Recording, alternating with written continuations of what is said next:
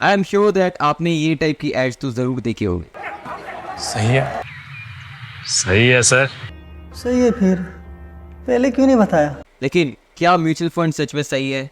Let's find out. तो आज की वीडियो में जानने वाले हैं कि म्यूचुअल फंड्स बेसिकली है क्या। इससे पहले मैंने इंडेक्स फंड्स के ऊपर वीडियोस बना रखी हैं कि इंडेक्स फंड है क्या, और हमने बहुत ही ज़्यादा डिटेल में उस पर बात की थी।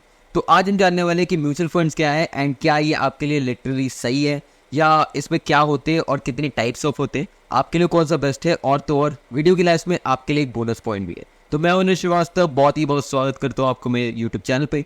तो अगर आप चैनल पे नए हो तो चैनल को सब्सक्राइब कर लो। चलिए शुरू करते हैं बिना किसी देरी के। सो फर्स्ट ऑफ ऑल हम समझने वाले कि म्यूचुअल फंड्स होता क्या है।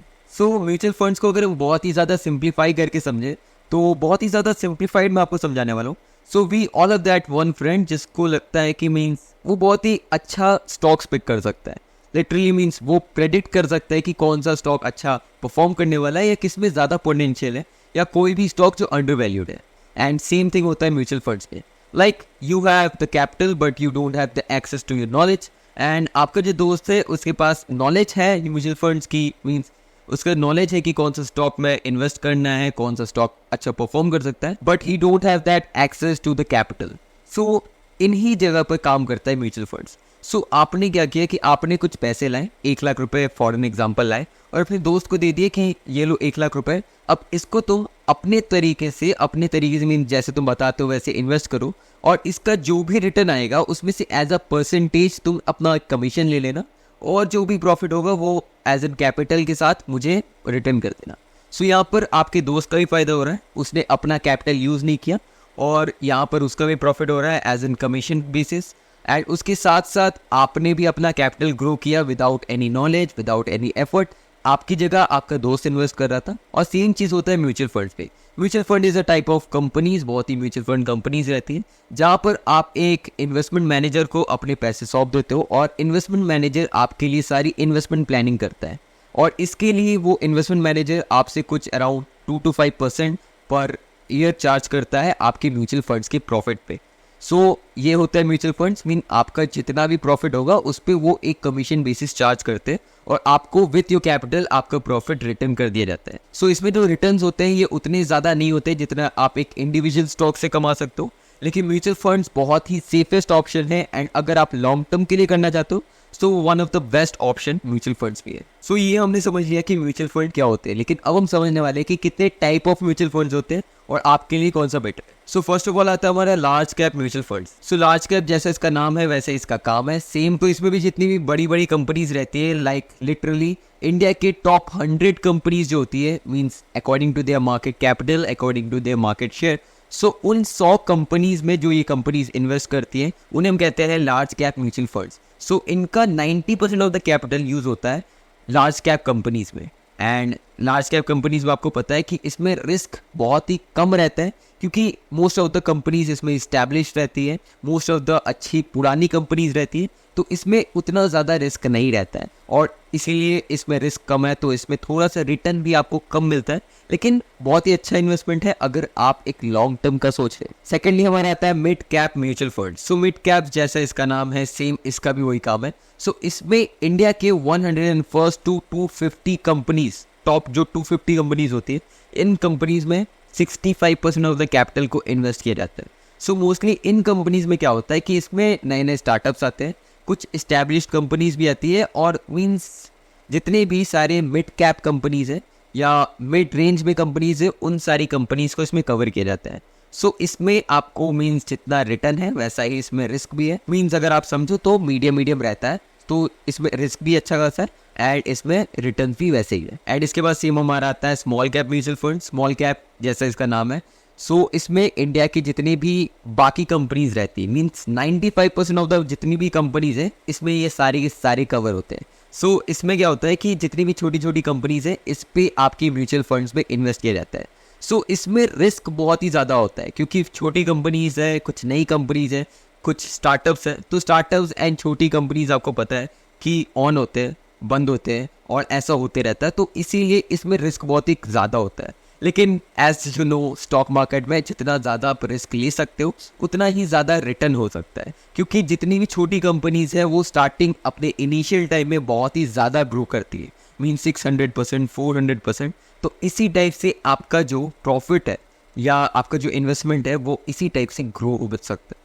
तो इसी टाइप से आपका जो इन्वेस्टमेंट एंड प्रॉफिट है वो इसी टाइप से ग्रो होता है। तो ये तो हो गए सारे के सारे कंपनी के कैपिटल एंड उनके मार्केट साइज के ऊपर, mid cap companies, small cap companies, large cap companies and इनके ऊपर म्यूचुअल फंड्स। लेकिन एक होता है multi cap mutual fund. Multi cap mutual fund is very simple. इसमें जितने भी सारे टाइप ऑफ कंपनीज हैं like large cap, medium cap, small cap, इसमें ऐसा कुछ नहीं देखा जाता कि कितना % अपना कैपिटल जहाँ कहाँ पर इन्वेस्ट करना है।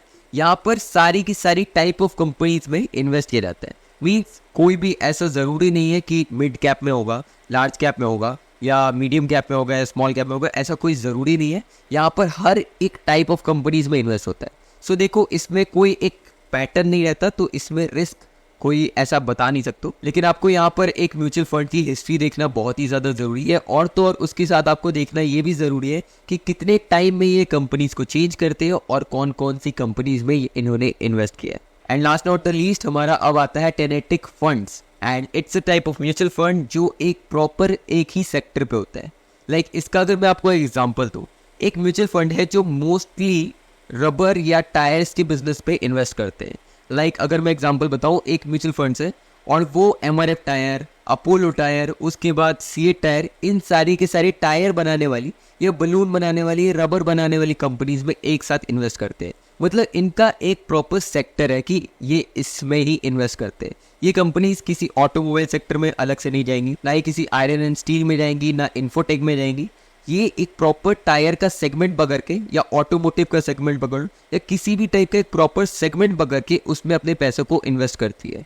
तो यहाँ पर आपका जो पैसा है वो एक प्रॉपर सेगमेंट में इन्वेस्ट होता है। सो देखो, यहाँ पर आपको रिस्क भी बहुत ही ज़्यादा रहता है, क्योंकि किसी साल में अगर एक सेगमेंट या किसी एक प्रॉपर सेगमेंट में मार्केट अगर नीचे जाता है या डिमांड एंड सप्लाई ऊपर नीचे जाती है, तो यहाँ पर आपका जो कैपिटल है वो भी नीचे जा सकता है। So it's one of the best kind. अगर आपको पता है लाइक एज यू नो, अभी एक सेगमेंट बहुत ही ज़्यादा ट्रेंडिंग है which is in AI companies. So जितनी भी AI बनाने वाली कंपनीज है या जो कंपनीज है जो AI सॉफ्टवेयर को डेवलप करी है, सो अभी ये सेगमेंट बहुत ही ज़्यादा अप है या आप कह सकते हो बुलिश है।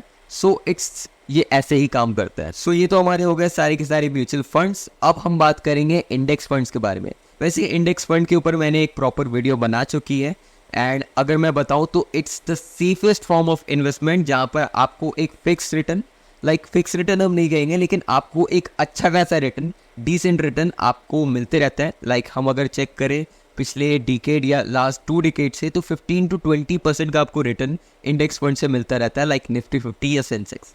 सो अगर आप एक लॉन्ग टर्म के लिए सोच रहे हो and you are a student और लाइक इनिशियल पॉइंट में हो आप, तो ये आपके लिए बेटर है कि आप इंडेक्स फंड में इन्वेस्ट कर सकते हो, क्योंकि इंडेक्स फंड बहुत ही ज़्यादा सेफर ऑप्शन है एंड आपकी एज भी कम है, तो आपको उतनी ज़्यादा रिटर्न नहीं चाहिए एक बहुत ही बड़ी वेल्थ को क्रिएट करने के लिए। Cause you know the rule 72। तो वैसे तो मैंने इंडेक्स फंड्स पे वीडियोस बना रखी है, लेकिन एक शॉर्ट टर्म के लिए मैं अभी आपको समझा देता हूँ। So it depends not only on companies, it also depends on a country. एक कंट्री कैसे परफॉर्म कर रही है इस पर डिपेंड करता है उसका इंडेक्स। लाइक अगर इंडिया की इकोनॉमी में ग्रोथ आ रहा है और उसके साथ साथ इकोनॉमी के साथ साथ बहुत ही सारी कंपनीज में बूस्ट करेंगी, तो इसके साथ साथ ये इंडेक्स फंड भी इंक्रीज करेगा। सो ये जो इंडेक्स फंड है, यहाँ पर जो मींस NSE BSE है, वो आपके लिए कंपनीज चूज करती है कि top 100 companies, top 50 companies, top 20 companies जो भी रहेंगे according to their market cap, market size, तो उनमें आपका पैसा इन्वेस्ट होता है। So that's it. अगर आपको इसको डिटेल में जानना है, क्योंकि ये बहुत ही ज़्यादा इंपॉर्टेंट चैप्टर है, अगर आप अपनी इन्वेस्टमेंट जर्नी स्टार्ट कर रहे हो या आप एक वेल्थ क्रिएट करना चाहते हो, तो आपके लिए वीडियो मैंने पहले से लिंक दी थी है, आप इंडेक्स फंड की वीडियो जाके चेक करो, बहुत ही अच्छी वीडियो बनाई थी। सो आज के लिए इतना ही, मिलते हैं नेक्स्ट वीडियो में, तब तक के लिए बाय बाय।